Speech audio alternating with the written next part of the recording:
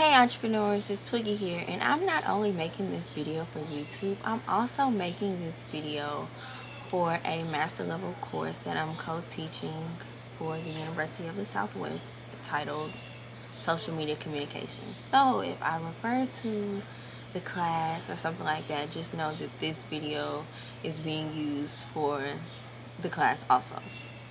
Also, if I'm looking down at my notes, just know I'm looking at my notes. I usually do my videos off the top of my head, but since this is being used for a course, I wanted it to be a lot more structured.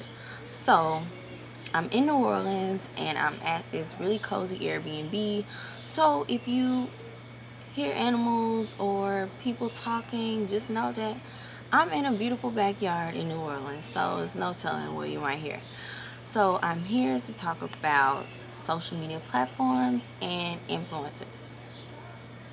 So let's dive deep in on social media platforms and what a social media platform is.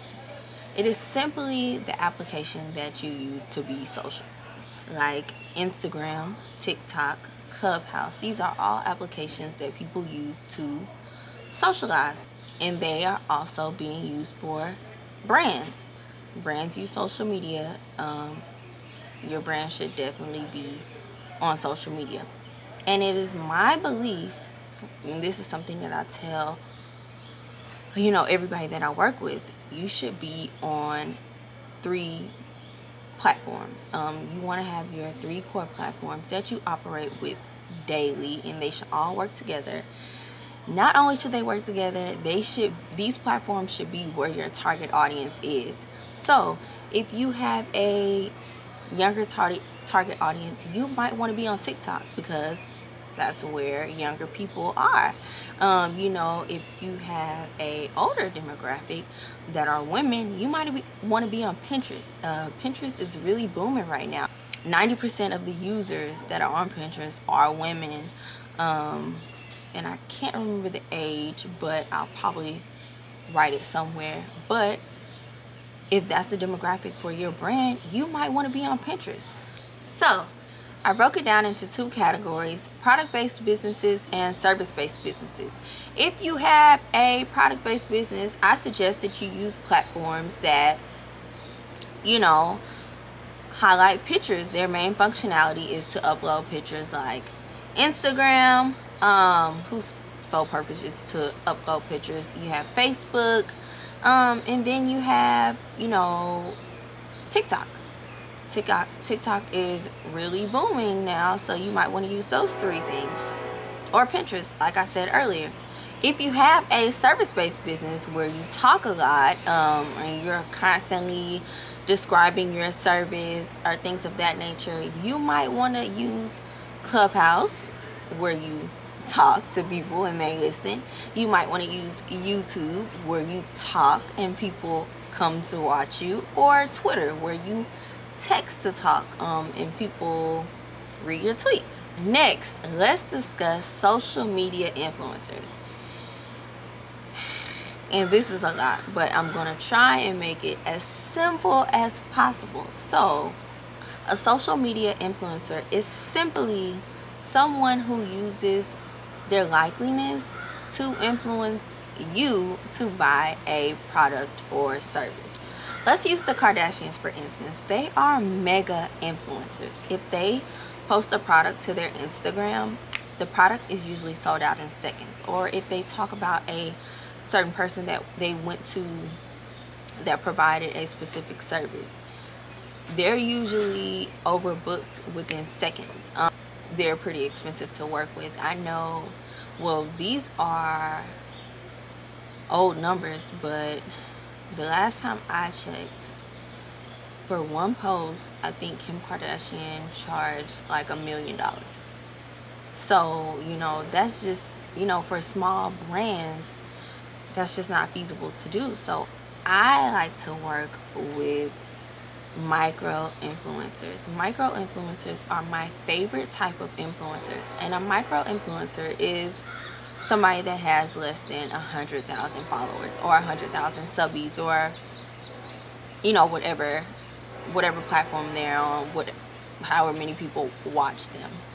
So that's definitely a smaller number than the millions of followers that the Kardashians have, but they punch a lot of power because usually all of their followers are super engaging, and something that I preach is engagement over followers. You can have somebody that has 5,000 followers, but half of them are ghost followers, and they don't respond to you when you post. They don't like your stuff. They might like it, but they don't engage. That wouldn't be a good person for you to work with. You might want to work with somebody that has a smaller follower count, but all of their followers are super engaging. They comment on all of their posts. If they post that they like using this certain product, those same followers go out and buy the product. Those are the people that you want to work with as a smaller brand. And they're a lot more affordable. They're really down to earth. Some of these micro influencers, you could DM them and get a contract started. You don't have to email dozens of people trying to work with them. So they're pretty down to earth and a lot more better on your budget. So I want to talk about 3 things that you want to look for when you're looking for a influencer to work with for your brand. Alignment, engagement, and content. Alignment, engagement, and content. These things are very important. You want to make sure that the influencer you choose needs to be directly aligned with your brand. For instance, if you sell makeup products, you wouldn't want to go and find a influencer that has a lot of followers, but the main thing that they post about is, gardening.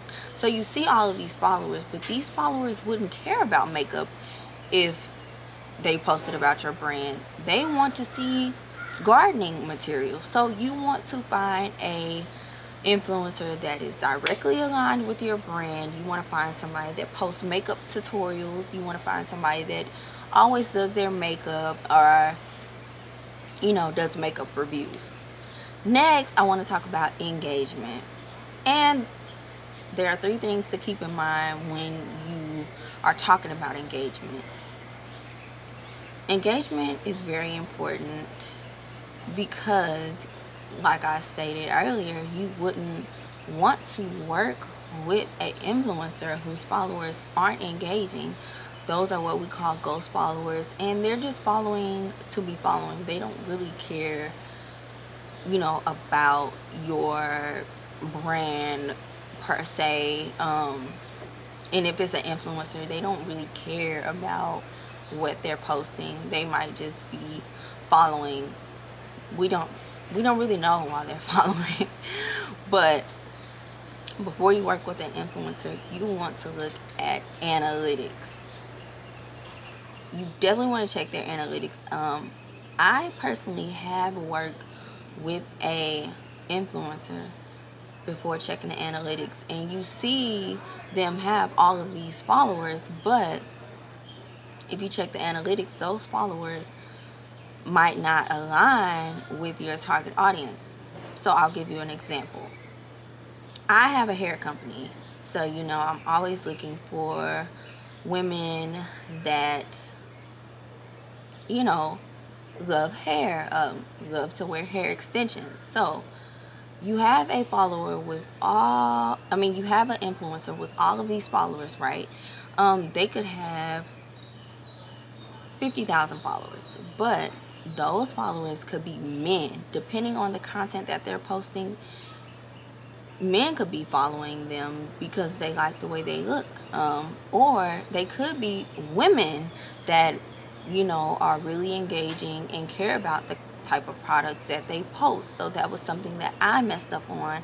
I found an influencer that had a lot of followers, but I was like, okay, you're not really bringing me a lot of clientele. So when I looked at her analytics, most of the people that follow her are men. So her analytics didn't really align with my brand. So now I want to talk about content.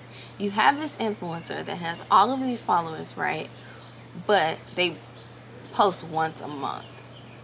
Or they have, blurry pictures. when you're looking to work with an influencer, they need to be posting content regularly, because that's how you post content and that's how you gain more followers. So they need to be posting regularly, and they need to be posting good content, good pictures, things of that nature. So I'm gonna wrap it up. Thank you all for attending this module lecture on social media platforms and influencers. Be sure to watch the next exercise given and watch the next video on hashtags. I believe the next video I'll be doing is on hashtags. So,